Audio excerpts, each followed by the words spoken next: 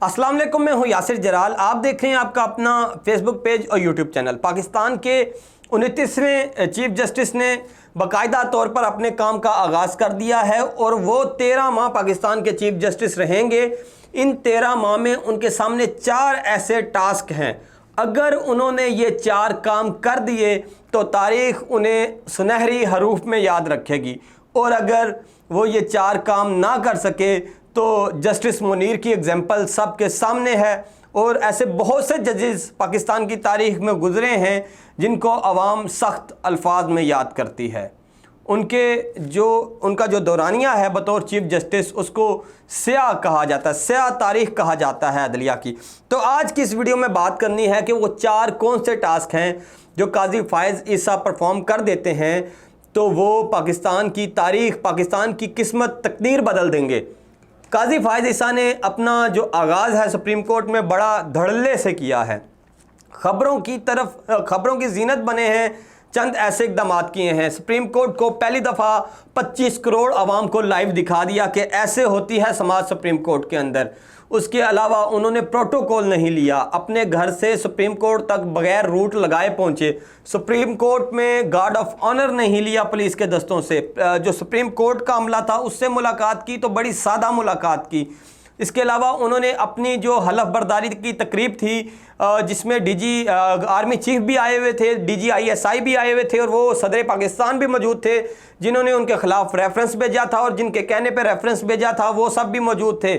उस तकरीब में उनकी बीवी जो सरीना ईसा हैं उनको अपने साथ खड़ा किया, अपने बराबर खड़ा किया, एक पैगाम दिया। वहाँ पे भी खबरों की जीनत बने और बहुत से ऐसे इकदाम हैं जो खबरों की जीनत बने। उसके अलावा उन्होंने जो जुडिशरी का हिस्सा बने उसको 14 साल हो चुके हैं। इन 14 सालों में 5-6 ऐसे केसेस हैं जिनके ऊपर उनकी शख्सियत को तोला जा रहा है। उन केसेस के नताइज को, वर्डिक्ट्स को मद्देनज़र रख के ये अंदाज़ा लगाया जा रहा है कि पाकिस्तान की जो आने वाले 13 महीने हैं पाकिस्तान की जुडिशरी के, अदलिया के, वो 13 महीने कैसे होंगे और उन 13 महीनों में क्या जस्टिस काजी फ़ाइज़ ईसा कोई बड़ा फ़र्क डाल सकेंगे या नहीं डाल सकेंगे, यही आज की इस वीडियो में डिस्कस करना है। और वो केसेस भी आपको बताऊंगा, चंद गिने चुने केसेस हैं, बड़े मशहूर केसेस हैं, आप उन केसेस के बारे में पहले भी जानते होंगे, लेकिन काजी फ़ाइज़ ईसा के वो केसेस कैसे उनके इन 13 माह को एक्सप्लेन कर रहे हैं। तो सबसे पहले अपनी वीडियो का सबसे अहम सवाल कि 2009 में जो अदलिया जिन्होंने ज्वाइन की, काजी फ़ाइज़ ईसा साहब, उनके सामने कौन से 4 टास्क हैं बतौर चीफ जस्टिस ऑफ पाकिस्तान जो उन्होंने परफॉर्म करने हैं, और अगर वो 4 टास्क ऐसा तरीके से परफॉर्म कर देते हैं तो फिर तो बल्ले बल्ले है। इस वक्त सुप्रीम कोर्ट में चंद बड़े अहम केसेस ज़ेर समात हैं। उन चंद अहम केसेस में जिस केस को सबसे पहले चीफ जस्टिस साहब ने सुना वो प्रैक्टिस एंड प्रोसीजर बिल है जो सुप्रीम कोर्ट में चीफ जस्टिस के अख्तियारात से मुतल्लिक है। अगर चीफ जस्टिस उस बिल को लागू कर देते हैं तो फिर चीफ जस्टिस अपने अख्तियारात के हाथ पांव काट कर क्या उन जजेस के हवाले करने जा रहे हैं जो जजेस उमर अता बंदयाल साहब, साबिक चीफ जस्टिस साहब के करीबी समझे जाते थे। ये भी डिस्कस करूंगा इसकी वीडियो में, लेकिन सबसे पहले कि वो कौन से आम मुकदमात हैं। आर्मी एक्ट, ऑफिशियल एक्ट, उसके अलावा इलेक्शन का मामला है, कॉन्स्टिट्यूशन को लेके जो तशरीहात की गई पिछले कुछ सालों में, उन तशरीहात पर और जो आइनी मुकदमात हैं उस हवाले से क्या काजी फ़ाइज़ ईसा साहब कुछ फैसला कुन फैसले दे सकते हैं जिससे आइंदा के लिए ये जो पार्लियामेंट की और अदलिया की लड़ाई है ये ख़त्म हो सके। दूसरा काम, क्या वो 90 रोज़ में इलेक्शन करवा सकेंगे या नहीं करवा सकेंगे। और तीसरा काम, क्या इंसानी हकूक़ की जो खिलाफ वर्जियाँ हो रही हैं, जिस तरह से अदलिया के फ़ैसलों का मजाक बनाया जा रहा है, जिस तरह से अदलिया के फ़ैसलों को जूतों की नोक पे रखा जा रहा है, क्या काजी फ़ाइज़ ईसा बड़ी अदालत से लेके पाकिस्तान की छोटी अदालतों तक अदलिया के वक़ार को, अदलिया के कॉन्फिडेंस को बहाल कर पाएंगे या नहीं कर पाएंगे। गो के जो प्रैक्टिस एंड प्रोसीजर बिल है उसमें फुल बेंच बना के फिर तमाम जजेस को एक साथ बैठा के कैमरे पे दिखा के उन्होंने ये तासुर तो दे दिया कि अब जजेस में तकसीम ख़त्म होने जा रही है, अदलिया मुतहद होने जा रही है और सुप्रीम कोर्ट में अच्छे दौर का आगाज़ होने जा रहा है और एक अच्छे जो ऑप्टिक्स हैं हमें देखने को मिले इस सारे मामले में। लेकिन क्या वो ह्यूमन राइट्स के ऊपर भी कुछ ग्रां कदर काम करेंगे या नहीं करेंगे, और जो 9 मई के वाक़यात को लेकर जिस तरह से वायलेशन हुई बहुत सारे मामलात में, फिर फोर्स डिसअपेरेंस का जो मामला है उस मामले में, और फिर उसके अलावा जो ज़ेर इल्तवा मुकदमात हैं 54,000 के करीब मुकदमात ज़ेर इल्तवा हैं सुप्रीम कोर्ट में, उनके हवाले से चीफ जस्टिस साहब क्या करेंगे, सब पे बारी बारी बात करते हैं इस वीडियो में। ज़ेर इल्तवा मुकदमात की बात करें तो इस वक्त सुप्रीम कोर्ट में 54,000 से ज़ायद मुकदमात ज़ेर इल्तवा हैं। क्या चीफ जस्टिस अपनी धुआंधार समातों से क्या इन मुकदमात को हल कर पाएंगे, क्या इनकी तादाद को कम कर पाएंगे? अगर सुप्रीम कोर्ट में तकसीम ख़त्म होती है, तमाम जजेस एक साथ इकट्ठे होते हैं, तो क्या उसका फ़ायदा होगा आम आवाम को या नहीं होगा? ये एक बड़ा टास्क है जो चीफ जस्टिस साहब के पास 13 महीनों के अंदर है कि 13 महीनों में वो अवामी नवैयत के मुकदमात को कितना कम करते हैं, ये जो बैकलॉज पड़ा हुआ है इसको कितना कम करते हैं। दूसरा अहम सवाल, इलेक्शन 90 दिन में इलेक्शन करवाएंगे या नहीं? सुप्रीम कोर्ट ने बड़ा वाज़ह कह दिया पंजाब इलेक्शन केस में कि 90 रोज़ में इंतखाबात होने हैं। तो क्या काजी फ़ाइज़ ईसा साहब आइन पे अमल दरामद को यकीनी बनवा सकेंगे या नहीं बनवा सकेंगे? इस पे ना सिर्फ मुल्की मईशत का इन्हिसार है बल्कि मुल्की इस्तेहकाम का इन्हिसार है, पॉलिटिकल इस्तेहकाम का इन्हिसार है, और काजी फ़ाइज़ ईसा का ये फ़ैसला भी फ़ैसला कौन साबित होगा पाकिस्तान की हिस्ट्री में। तीसरा, ह्यूमन राइट्स की वायलेशन, जो इंसानी हकूक़ की खिलाफ वर्जियाँ हो रही हैं, क्या उस पर काजी साहब कोई तगड़ा फ़ैसला करेंगे और जो इंसानी हकूक़ की खिलाफ वर्जियाँ हैं उनको रोकने में वो मददगार साबित होंगे या नहीं? ये भी बड़ा अहम टास्क है जो काजी साहब को इन 13 महीनों में हल करना है। और आइनी मुकदमात में काजी साहब का जो रोल है वो भी उनको तारीख में विलन भी बना सकता है और हीरो भी बना सकता है, वो भी बड़ा अहम है।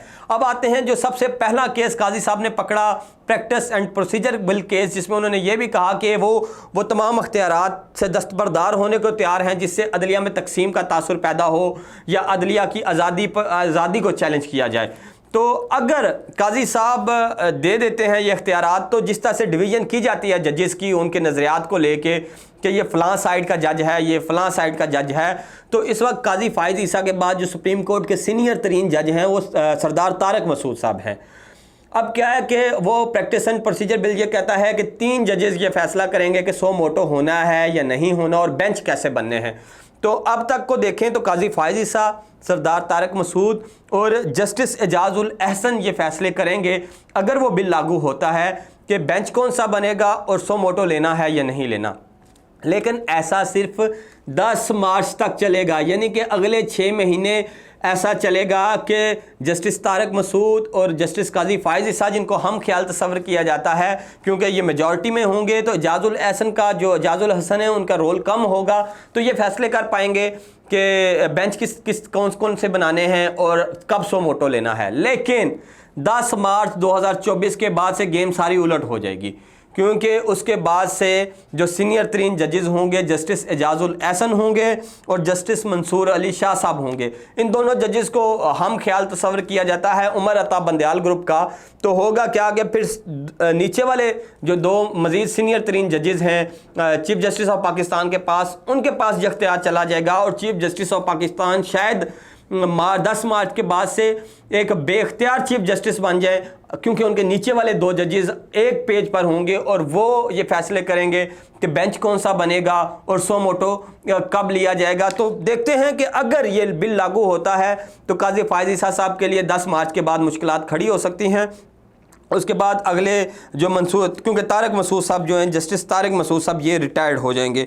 उसके बाद आपको अगर काजी फ़ाइज़ ईसा साहब की हिस्ट्री बताऊं तो ये डायरेक्ट बलूचिस्तान हाई कोर्ट के चीफ जस्टिस बने थे। हुआ क्या था कि 2009 में चौधरी इफ्तिखार चौधरी साहब ने जो पीसीओ के तहत हलफ उठा के जो लोग जजेस बने थे मुशर्रफ के दौर में, उनको नौकरी से बर्खास्त कर दिया था। और हुआ क्या कि बलूचिस्तान हाई कोर्ट के तमाम जजेस ही वो थे जो पीसीओ जजेस थे, तो उन तमाम जजेस फारिग हो गए नौकरी से।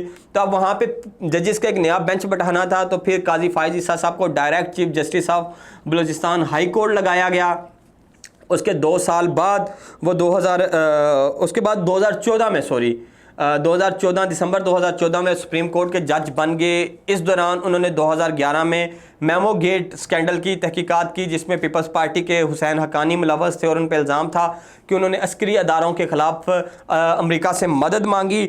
उसके बाद 2016 में एक ब्लास्ट हुआ था कचहरी के अंदर, कोयटा कचहरी के अंदर, उसकी तहकीकात भी काजी फ़ाइज़ ईसा साहब ने की और हुकूमत को कसूरवार ठहराया। उसके बाद 2017 का धरना, फैज़ाबाद धरना, उसमें भी उन्होंने फ़ौज के सीनियर अफसरान को उनका जो हलफ है उसको दोबारा पढ़ने की तलकीन की और उनको मोरद इल्ज़ाम ठहराया।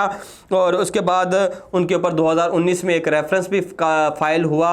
ये वो चंद केसेस हैं जिनसे ये तासुर मिलता है कि काजी फ़ाइज़ ईसा साहब क्या करने जा रहे हैं। लेकिन अब काजी फ़ाइज़ ईसा साहब के पास 2 रास्ते हैं, हीरो या विलन, और 4 टास्क हैं।